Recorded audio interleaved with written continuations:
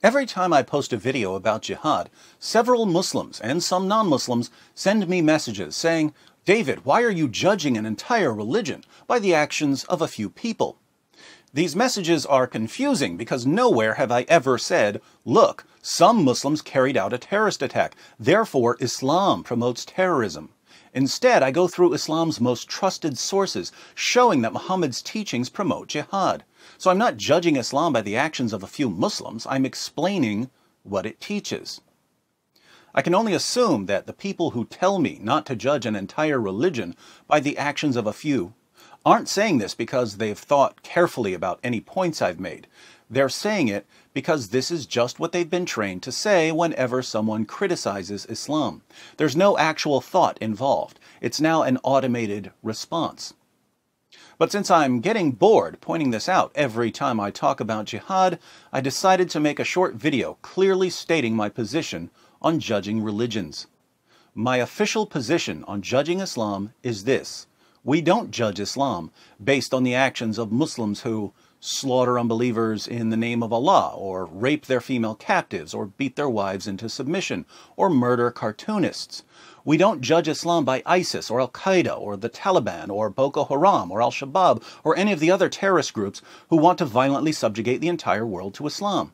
Instead, we judge Islam based on the teachings and example of Muhammad, a man who A. was convinced at one point that he was demon-possessed, B. tried repeatedly to commit suicide, C. admittedly delivered revelations from the devil, D. complained that he was a victim of a magic spell that gave him delusional thoughts and false beliefs, E. supported his religion by robbing people, F. started a war with Mecca when he had a chance to live in peace in Medina, G. had people assassinated for criticizing his religion, H. beheaded hundreds of Jews for trying to defend themselves once they realized he was eliminating them, I. ordered his followers to execute anyone who leaves his religion, J. commanded his followers to violently subjugate the entire world, K. tortured people for money, L. bought, sold, owned, and traded black African slaves, M. called Ethiopians raisin heads and claimed that Satan looks like a black man, N. had sex with a 9-year-old girl, O. had at least 9 wives at one time even though his own revelations only allowed 4,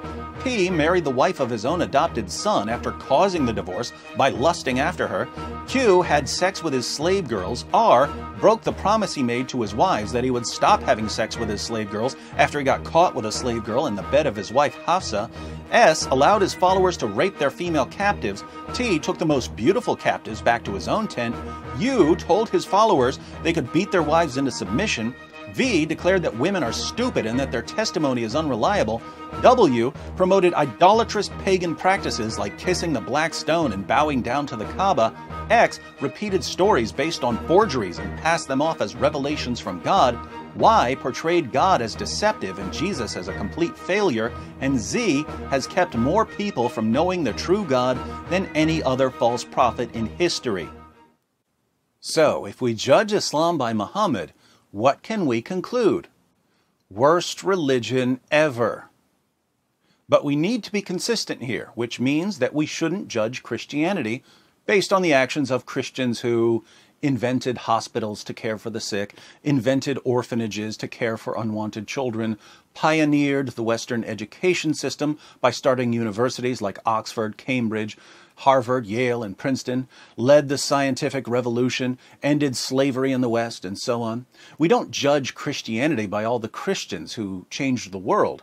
We judge Christianity by the teachings and example of Jesus, who A. created the universe, B. sustains the universe in existence, C. laid aside his glory so that he could enter creation as a human being to suffer for our sake, D. as to his human nature was born of a virgin, E. fulfilled dozens of Old Testament prophecies, F. miraculously fed thousands of people on more than one occasion, G. walked on water, H. could calm storms by speaking, I. healed the sick, J. cleansed the lepers, K. cast out demons, L. raised the dead, M. made the lame walk, N. gave sight to the blind, O. gave hearing to the deaf, P. gave hope to the oppressed, Q. confronted and rebuked their oppressors, R. broke down the barriers that kept people divided by race, class, and gender.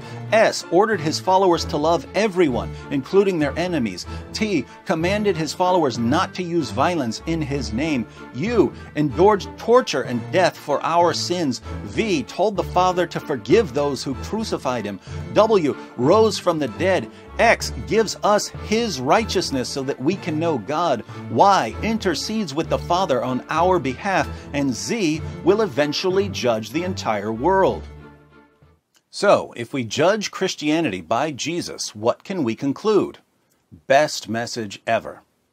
To all the Muslims who sent me messages pointing out that we shouldn't judge Islam by the actions of Muslims, thank you for the comments. I agree with you completely. We don't judge religions by their adherents. We judge religions by their central figures and teachings. But now that we've judged Islam and Christianity by the teachings and example of Muhammad and Jesus, respectively, how's that working out for you?